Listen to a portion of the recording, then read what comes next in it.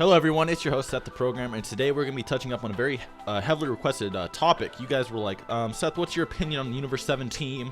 Do you think it's a good team? Blah, blah, blah. So I'm actually just going to be going over a power scale. I'm going to tell you guys how strong you can expect these guys to be. Remember, everything I give in this video is actually weaker than what they will be. I'm just giving you a general gist of how strong they are. I think the most interesting analysis in this video will be Master Roshi, because a lot of people downplay him for whatever fucking reason, because, well, he was weaker than King Piccolo, you know? So they downplay Master Roshi. I think everyone else is pretty self-explanatory, but I'll go over a brief description of everybody.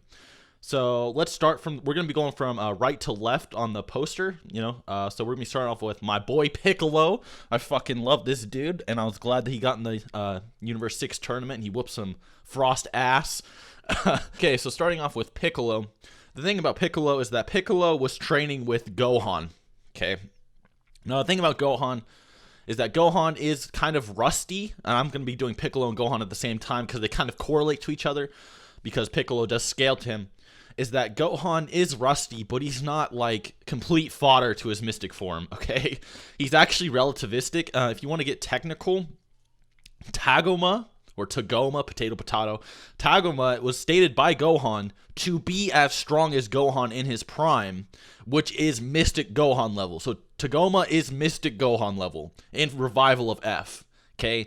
And Piccolo is taking hits from this guy and not dying. Gohan's taking hits from this guy and not dying. And then when Gohan goes Super Saiyan, he fucking one-shots a Mystic Gohan level fighter. Bam, right there, done. It's over. Gohan is stronger than he ever has been with his new Super Saiyan stacked on his weakened Mystic form. And then what you need to realize is he trains on top of this. He gets back into shape a little bit. There's people that are saying he trained even harder during the Future Trunks arc. He is basically Mystic Gohan level, and here's Piccolo fucking whooping this dude's ass, right? So Piccolo is relativistic to a percentage of Mystic Gohan. So he's at least above Cell Games level, and I feel like people downplay both these guys because they're fucking both very powerful fighters. Stop shitting on Gohan and Piccolo, right? I actually have 2 videos where I go into more description about that you may enjoy, so be sure to check those out if you haven't already. Those will be in the description. All right, now onto my boy Tien Shinhan. So the thing about Tien Shinhan, okay, is that people really... they're like, why is Tien on the team and not Goten and Trunks? I'm about to tell you why Tien's on the fucking team.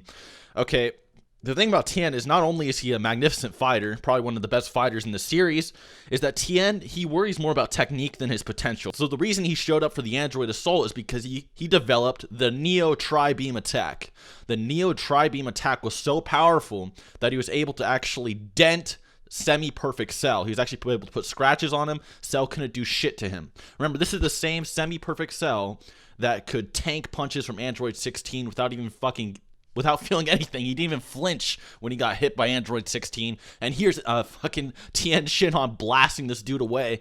And then you give Tien, like, what is it? Over a decade more training, he's able to blast away one of Buu-Tanks' attacks. Now, I'm not saying he's Buu-Tanks level, but I'm going to be honest with you guys. Tien is not in the weakest link here, all right? Tien is stronger than both the androids on the team, easily. He would fucking a bloodlusted Tien would solo both androids 17 and 18, and he could probably shit on Goten and Trunks as well, if he used the Neo Tri-Beam. So I'm actually going to predict for you guys that Tien is going to be a lot like Piccolo was. He's going to be relying a lot on his technique, and I wouldn't be surprised if he bodied someone with his fucking Tri-Beam, because that shit was deadly. I'd also like to bring up something about like the android level fighters in Tien, is that first form Frieza casually obliterated planet Vegeta, a planet with 10 times the gravity of Earth, okay? 10 times the gravity of Earth. And the thing about his explosion is that not even the main explosion actually destroyed the planet. Just the pure, like, presence of his energy sent the planet flying. And then his shit exploded, which takes about 1.7 tenatons of force, which is small star level just at first form Frieza. And then imagine the androids that can one-shot final form Frieza. And then imagine Tien Shinhan's Tri-Beam that can one-shot the androids. So you really got to take that into consideration. Tien is honestly just a monster when it comes to power, and you really got to stop overlooking him. Same goes for Piccolo and Gohan. Master Roshi. All right, now I'm actually most excited to do this one because I was actually going to make a separate video on Roshi, but I thought I'd give a little description on him here. So people are shitting all over Roshi. All right, I don't know why. I mean, I can kind of understand because Roshi used to be fodder. Okay, but what you need to understand about Roshi is that Roshi is stronger than he was in original Dragon Ball. Like, people have this mindset that Roshi's in the same league that he was in original Dragon Ball, and that's completely ridiculous. Okay, so the thing about Roshi in original Dragon Ball is that he wasn't even King Piccolo level. Okay, King Piccolo wasn't even like 1/5 or 1/4 the level as a fucking Frieza soldier. Okay, so Master Roshi was fodder, right? He was fodder, but then you see Master Roshi in Fukasu no F. He's mastered his buff form, he's using it in combat, and he's taking on Frieza soldiers, the same Frieza soldiers that said, oh, a power level of 1000 is fucking nothing, power level 1000 being over 4 times King Piccolo, and here's Master Roshi whooping some fucking Frieza fodder ass, right? And this is the same Frieza fodder that may have actually been training to go to Earth, okay? If you look at Shisame, he was like fucking Dodoria level, right? He's Dodoria level, 6 months of training, he's a Super Namek Piccolo level. Same goes with Tagoma. So it can be naturally implied, hey, everyone got prepared for this attack on Earth. So these Frieza soldiers might actually be way stronger than they would have been normally in the past. And here's Master Roshi whooping all of their asses. Is it ridiculous to say Goten and Trunks gonna take his place? Maybe, but like I said, it all comes down to combat experience as well. And Master Roshi might be stronger than we actually give him credit for. So, for Goku and Vegeta, they're pretty self-explanatory. Remember, I have a fuck ton videos of how strong they are. I'll be linking those in the description, actually. If you want to know how strong Goku and Vegeta are as gods, or even in current Dragon Ball Super, you want to know how they scale to the series, I will put all of those in the description because that will take a fuck ton of time to go over. But let's just say Goku is now stronger than he was in the Universe 6 tournament by like over 10 times. He's at least 10 times stronger than he was in the Universe 6 tournament. Proof of this is his battle with Hit, the same Hit that was capable of taking hits from, I know Hit took hits. The same Hit that took hits from Kaioken times 10 Goku got fucking one-shotted by Goku not using the Kaioken after the Goku Black Arc. So he's at least 10 times stronger than he was in the Universe 6 tournament. That's all I'm going to say about his power, alright? If you want to learn more, I'll put that shit in the description because that will take way too fucking long. Okay, and the thing about the androids is that Android 17, he was confirmed stronger than Android 18, right? But Android 18 has been kind of training with Krillin. She's been kind of learning some martial arts and getting into shape.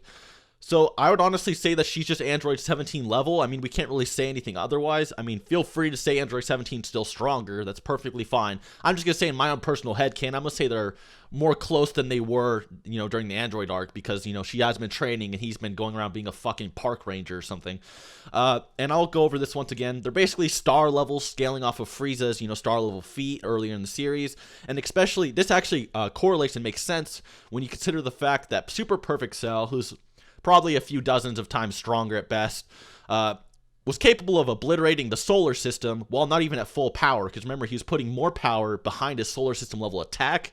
So yeah, the androids being at least star levels, capable of blowing up the sun, does make a lot of sense. So they're at least star level, and weaker than Tien Shinhan's Tri-Beam. Now, is Tien stronger than the androids in base?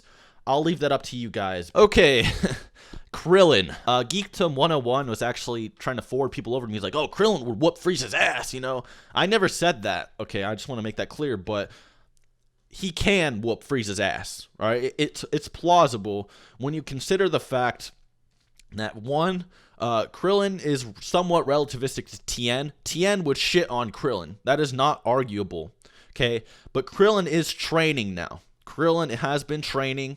He has been getting a lot stronger. He's training with God Goku right now. Krillin's training with a god right now. Okay, so Krillin's going to be a fucking beast in this tournament. I guarantee you Krillin is going to be a beast. So he's at least going to be android level after this tournament probably. And honestly, the flyers for Krillin are like, the strongest Earthling is Krillin. So, I mean, if Toriyama is just going to fucking ignore power scaling, which he usually does, then Krillin might be stronger than Tien. And if that's the case, Krillin honestly might be android level. Krillin has been moving his ass in gear and has been training, so I'm going to predict that Krillin will make a flashy appearance in this, and that's why he's getting his own little training special, is that he's going to be much stronger. And Majin Buu is Majin Buu. He's strong enough to fucking slaughter 1 trillion galaxies over the course of 75,000 years, and he's capable of flying across galaxies. Dude's a beast. Even Toriyama was like, dude, even Buu doesn't even know his own power level. That dude just keeps growing stronger and stronger.